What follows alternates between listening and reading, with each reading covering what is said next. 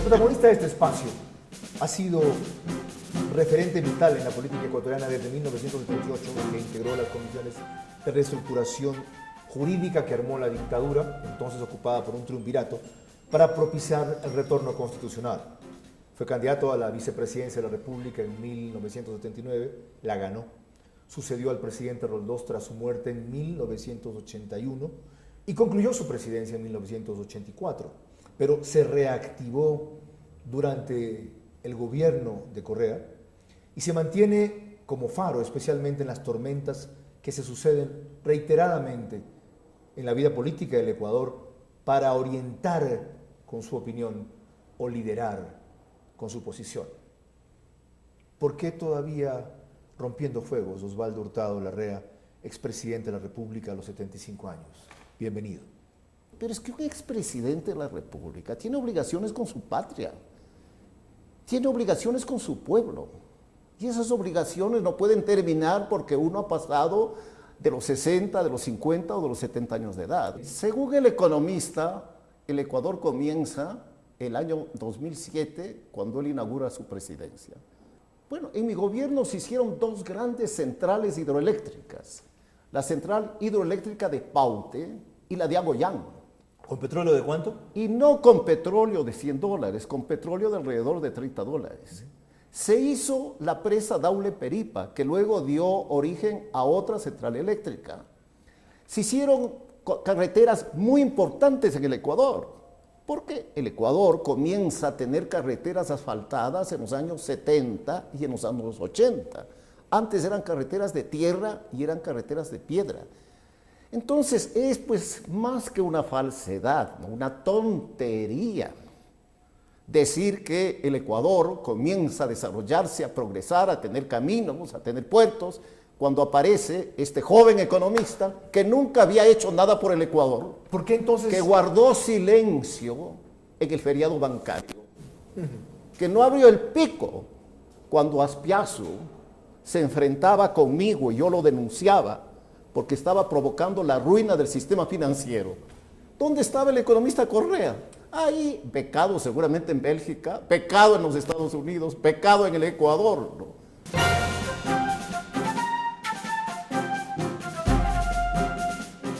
¿Por qué gran parte del Ecuador tiene esa sensación de que recién ahora se ha hecho obras fundamentales en este país, de que recién ahora hay beneficios sociales preteridos siempre para los pobres y que de recién ahora se enfrentan a los grupos poderosos de toda la vida? Porque son 8 años de propaganda. Un niño de 12 años, que hoy tiene 20, durante 8 años ha escuchado la propaganda que usted sintetiza. Este es un estado de propaganda, este es un régimen de propaganda, como todos los regímenes fascistas.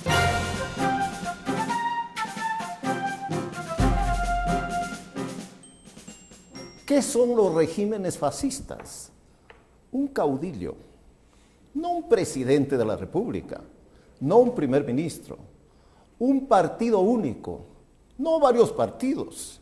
Y usted me dirá, aquí hay muchos. Claro que los hay, pero no tienen ningún acceso, ninguna participación en la estructura del Estado. ¿Está usted exagerando? Fascista Pinochet. Pero déjeme terminar. Fascista Mussolini. Déjeme terminar. Tercero, un estado de propaganda, no un estado de opinión, no un estado de crítica, sino de adoctrinamiento y de propaganda.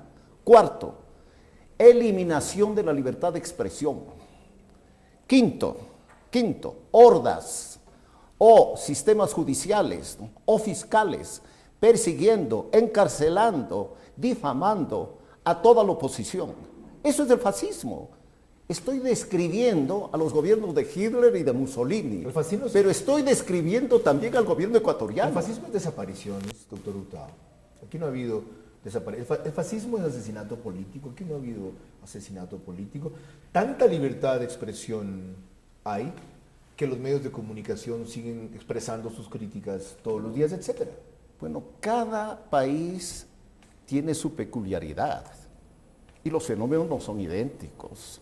Mussolini no fue el causante de 50 millones de muertos, como fue Hitler.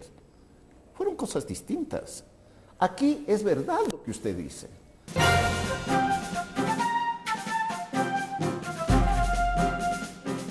Pero ¿qué es lo que acaba de pasar con el legislador Lara? En la cárcel, humillado. ¿Acaso ese señor que violó a una niña, llegó acá con cadenas en los pies y cadenas en las manos? ¿Y por qué no llegó? Porque era el padre del vicepresidente de la República. Y no mandaban de él fotos oficiales los funcionarios de gobierno, como sí hizo la ministra Lady Zúñiga de Lara. Menciono el caso de Lara y podría mencionar el caso de Jiménez. Casi todos los legisladores que han denunciado la corrupción del régimen están en la cárcel, están enjuiciados. Osvaldo, para quienes no lo entiendan, y disculpe que lo trate por su nombre, para quienes no lo entiendan, ¿en dónde está la humillación a Lara? Este señor ha sido condenado por cómplice en un triple asesinato. Pueden traerlo con esposas. Yo no he visto un solo delincuente que haya llegado al Ecuador con cadenas en los pies. A mí me recordó la Edad Media viendo esa fotografía. Pero yo creo que Lara es inocente. ¿Por qué? Porque es un crimen atroz. Porque ese crimen atroz ya se produjo unas semanas antes con otra familia. Y es evidente que es una cadena de represalias. Porque la base de la condena a Lara es la declaración de un individuo con antecedentes penales. No existe ninguna otra prueba que demuestre que él es culpable. Para mí, y esta es mi opinión, mis queridos oyentes, para mí él es un perseguido de la justicia. Él es un preso político. ¿Usted ha revisado el caso por lo que veo?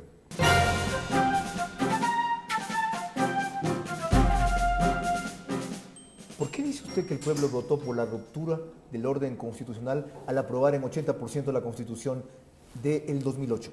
El presidente de la República no jura la Constitución. Dos, cierto. El presidente de la República dice hay que cambiar la Constitución. Tres, convoca una consulta popular y el pueblo le dice cambie la Constitución.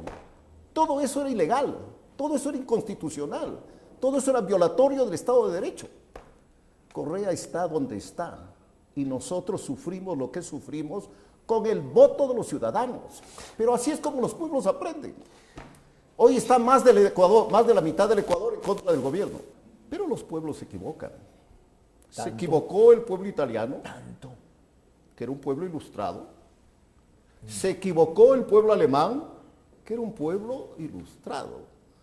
Hay un libro de un gran historiador inglés que dice que si Alemania no hubiera tenido a Hitler y no hubiera desencadenado la Segunda Guerra Mundial, estaba llamado a ser el pueblo, la nación y el país más influyentes del mundo. Le reitero la pregunta. Y que probablemente estaríamos hablando alemán porque los 40 científicos, los 40 académicos, los 40 escritores, los 40 pensadores más importantes del mundo estaban en Alemania. Conozco y la ese hipótesis. pueblo eligió a Hitler. Conozco la hipótesis. Son responsables los ecuatorianos.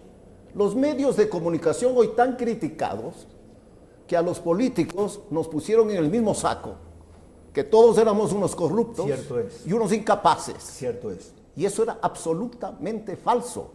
Hay políticos ecuatorianos que hoy viven de su pensión, expresidentes. Usted, por Menciono el caso del presidente Sixto Durán. Durán Ballén, por ¿De qué vive? De su pensión. Él no tiene una mansión en Europa. Él no tiene cuentas en el extranjero. Cierto que generalizamos, me incluyo, y somos en parte corresponsables de ese fenómeno que usted describe.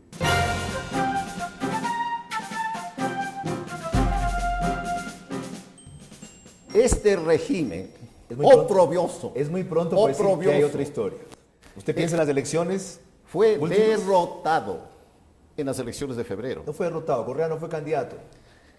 Fue el candidato único. Los pobres candidatos a alcalde y a prefecto iban detrás de él llevando su cola.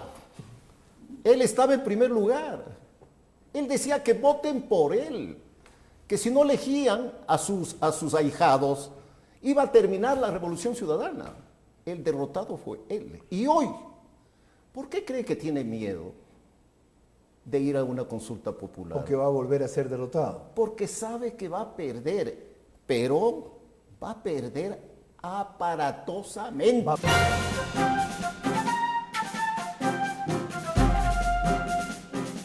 Porque la pobreza se reduce fundamentalmente a través de lo que hace el sector privado. Me explico. ¿Cómo es que un pobre deja de ser pobre? Porque consigue un empleo. Con empleo productivo. No por la política social, por la política económica que permite la creación de empleos. Porque el momento en que un pobre tiene un empleo, tiene un salario, y con el salario deja de ser pobre. Se alimenta, se viste, se transporta, descansa. Y durante el gobierno del presidente Correa, pues, ha habido una política económica tan anti-inversión privada, tan anti-empresa privada, que el empleo ha crecido a través del sector público. Pero el sector público crea empleo para los ricos, crea para la clase media. Tan anti-empresa privada que la Coca-Cola va a invertir $1.000 millones en 4 años aquí. Pero es que la Coca-Cola compra medio mundo. ¿Y si no usted que ha comprado al gobierno del Ecuador? Compra medio mundo. No, okay. ¿Y si no usted que han comprado al gobierno del Ecuador? Yo estoy seguro que el economista Correa se toma 2 gigantes botellas de Coca-Cola. ¿No le ha visto? Gordo, con papada. Perdón, me voy a reír. ¿Qué me voy a reír?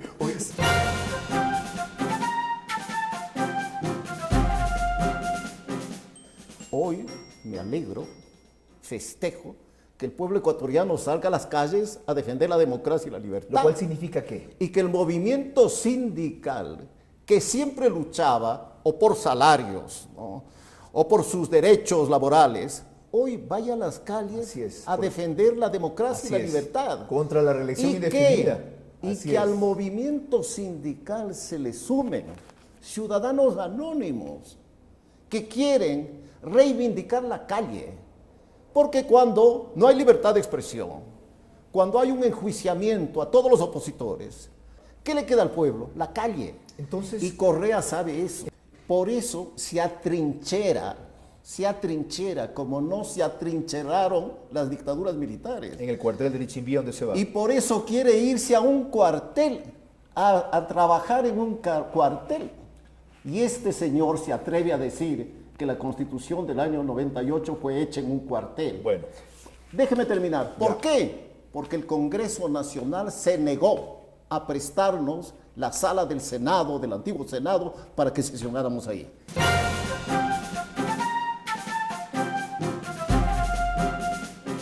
¿Qué significó la secretización? ¿Qué operación permitió usted? ¿En qué condiciones? Para luego ver por qué se lo critica por eso. La secretización, según la propaganda del gobierno, y según un ex ideólogo del gobierno, el economista Alberto Acosta, fue un regalo de dinero a los empresarios. Más o menos. Eso es absoluta, total y completamente falso. Fue un préstamo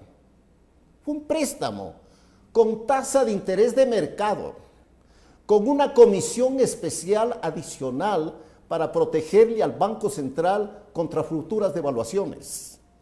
Y lo que es más importante, cuando termina mi gobierno, un alto funcionario del Banco Mundial y un alto funcionario del Banco Central realizan un estudio y llegan a la conclusión de que todos los deudores pagaron sus deudas. Se secretizó. ¿Y a quiénes benefició la secretización? A los empresarios guayaquileños que eran mis principales adversarios, mis principales críticos.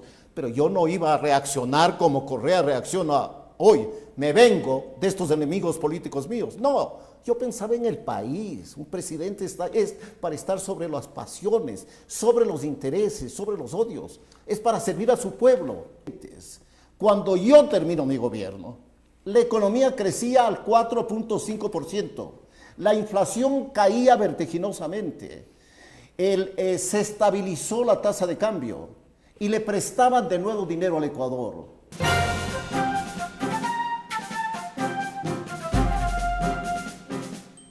Presidente Correa es tigre suelto contra burros amarrados en una campaña electoral. Hace lo que le da la gana. Usa los recursos públicos como se le ocurre. Tiene los aviones, 2 además. Este presidente revolucionario Nuevos. se ha comprado 2 aviones nuevos, mientras este presidente, al que tanto se le critica, en un Abro viejo volaba en un humilde y modesto Abro. que trajo Velasco Ibarra. En una democracia no pueden haber reelección indefinida. ¿Y por qué la democracia es un régimen plural? En el que hay partidos políticos de diversa orientación. Todos ellos tienen derecho a intervenir y a participar. Por algo, en toda la historia del Ecuador, y hemos tenido numerosos dictadores, no ha habido uno solo, ni siquiera García Moreno, que proponga la reelección indefinida.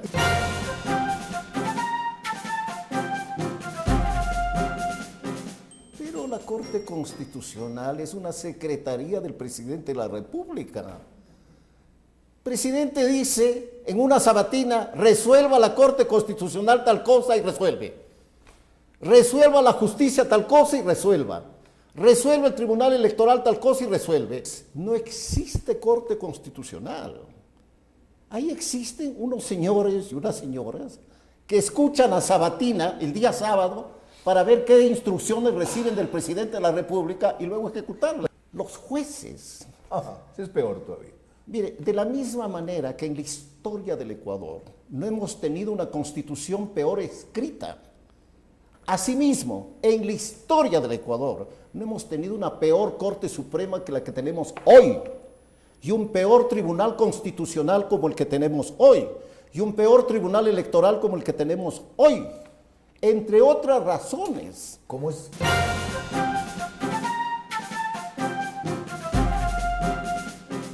La salida es la consulta popular.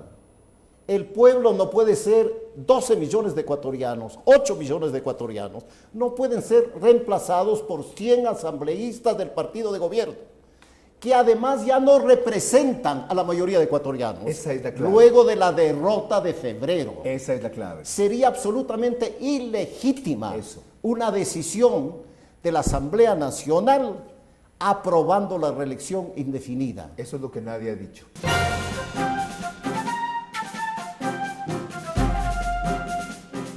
¿Por qué tiene el gobierno a ex colaboradores míos y a ex colaboradores de Maguad? ¿Ellos siguen siendo sus amigos? Hay personas que trabajaron en Cordes, institución a la cual ha intentado cerrar quitándole su financiamiento, que están de subsecretarios.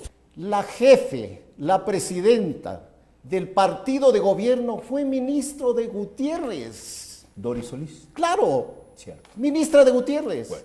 ¿Con qué entonces, con qué verdad, con qué honestidad puede Correa todos los fines de semana hablar mal de mi gobierno y hablar mal de los gobiernos anteriores? Si este gobierno está poblado de funcionarios del gobierno de Maguad, de funcionarios del gobierno mío, funcionarios del gobierno de Borja, de todo lo que él llama partidocracia. Y de...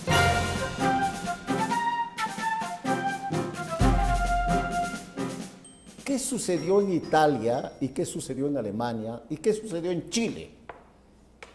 De la izquierda a la derecha se juntaron para acabar con la dictadura y para restablecer la democracia. Porque en materia de democracia, de libertad, de derechos, no puede haber diferencia entre derecha e izquierda. Las diferencias en una sociedad moderna es con relación a la política económica, a la política internacional, a la política social. Pero Pachacutic tiene que estar unido a Lazo, y Lazo tiene que estar unido a la CTE y a la CUT y a todas las organizaciones sociales y políticas, porque esta es una lucha nacional. Quiero decir que mientras existan referentes de democracia, como Osvaldo Hurtado en Ecuador, este país tiene esperanza y tiene salida. Y lo digo como testimonio de periodista crítico durísimo en su gobierno, que nunca sufrió ni retaliación directa ni indirecta. Y eso que hacía cadenas en vivo con 4 periodistas de distintas tendencias para preguntarle, en vivo, sin preparativos. Mientras existan seres humanos así, políticos así, cientistas así, De esa honestidad, de esa vehemencia, de esa claridad, de esa vigencia, tenemos esperanza. Se pretendió disminuir en algún momento Osvaldo Hurtado por el caudal electoral que tuvo en el 2002. Un hombre es mucho más que los votos que consigue en una coyuntura determinada. Y tiene mucho más valor levantarse de un revés de ese tipo, para correr los riesgos que se sigue corriendo en todo sentido en su vida, que fue y sigue siendo austera, para contribuir a recuperar algo que él al final acaba de destacar en el Ecuador y que es el eje fundamental para un proyecto de unidad: la vigencia plena de los derechos humanos. En una sola mención final, que puede ser semántica, discrepo, y que yo me he esmerado en aclarar varias veces. Dijo él, para restablecer la democracia. No, es para reinstaurar una democracia, porque realmente aquí nunca la hubo plena, pero nunca la ha habido menos que ahora. Cuando se habla de restablecer, hay la idea de regresar al pasado que tanto nos quieren vender, de recuperar lo que supuestamente estaba torcido, que han logrado arreglar. Nada de eso existe. Mientras hayan hombres de esta talla, y no me refiero a su estatura, ¿ya?, sino a su proyección, el Ecuador tiene esperanza, porque su pensamiento es necesario para la orientación que todos precisamos y para el aprendizaje que muchos han dejado de ejercer en la historia reciente del país, de la cual él fue protagonista, y yo testigo y crítico, y que siguen empeñados en tergiversar para encubrir su fracaso de ahora.